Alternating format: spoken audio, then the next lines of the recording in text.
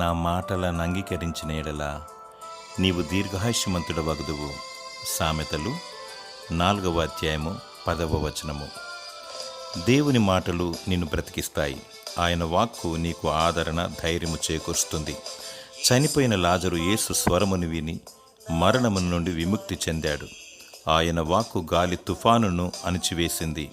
భయంకరమైన సమస్యలు, వ్యతిరేకతలు, ఆటంకాలు, శోధనలు, బాధలు, వేదనలు ఆవరించినప్పుడు దేవునికి మొరపెడితే చాలు.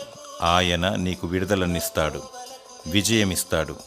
ఆయన మాటలు వింటే భూలోకంలో దీర్ఘాయుష్యునిస్తాడు మరియు నీకు నిత్య రాజ్యాన్ని అనుగ్రహిస్తాడు. మనసుకు నెమ్మది, తృప్తినిస్తాడు. దేవుడు నీకు దీర్ఘాయుష్యు దయచేయునుగాక. ఆమేన్. యేసు నీ మాటలు నా జీవితా